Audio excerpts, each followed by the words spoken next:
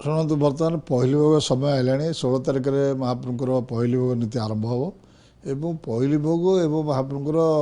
रत्न भंडार मरामती 16 तारिख को से चिंता कर आरंभ करने तेणुक 10 तारिख दिन गोटे बैठक बस आमर माने छत्तीसा निजुगर सेठी नीतिगतिटा कौ समय सर कहीं पहली भोग समय जो नीतिकांति आरंभ हम आमर भोर निश्चित भाव में पहली भोग सारे व्यवस्था हम एवं जो 5 घंटा 6 घंटा समय दि जाइए द्वितीय भोग मंडप पर कम करने को दायित्व दिज्व जोटा कि 11टा 12टा भितर जदि द्वितीय भोग मंडप सारी दिखती ताल गोटे 2टाठू कम आरंभ कर 5टा भितर से 5-6 घंटा भितर जहाँ कम है से भक्त मानकर दर्शनटा से समय बंद रखा पड़ो एवं से कम सरला पुणी महाप्रभुर संध्या दुपुट अन्य नीति संध्या बेलू हम तेणुक 5-6 घंटा विषयटा कौ भाव में भक्त दर्शनटा केत बंद कर नीतिकांतिटा कौ भाव में ठीक भाव में चलो एवं मरामतीटा कौ भाव में हम समस्त विषय आउ टे आलोचना अच्छी आउ समस्त आलोचना सरला छत्तीस 10 तारिख दिन तार संपूर्ण भाव में निष्पत्ति नि कहीं मुख्य प्रशासक आमर नीति प्रशासक एवं कमांडर एमान को दायित्व दि जाइए कौ भाव में नीतिकांति हम कौ भाई भाव में सेवायत सहयोग मिल आउ ये गोटे जिनस जो फाट होता भितर एवं जो बड़का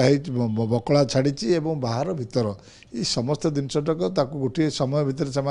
से माने गोटे निर्दिष्ट दिन भितर सारे जोटा कि पुणी 200-300 वर्ष पर्यंत सी जमी आहरी से रिपेयरिंग माने आहरी जमी भाव में रत्न भंडार कौन कम न मागे कहीं रत्न भंडारटा बारंबार रिपेयरिंग हबार व्यवस्था जमा हो पार ना तेणुक ये भाव में समस्त टेक्निक तदारख कर महाप्रभुर से रत्न भंडार कार्यटा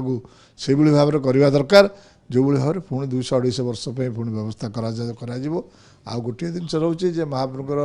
रत्न भंडार मरामती सरी सारा पर महाप्रभुर गणति मणति एवं मरामती ये सब जिनस आम आशा करुचु एवं 16 तारिख भितर जो कार्यक्रम आरंभ करने से योजना कर निश्चित भाव में समस्त आलोचना करी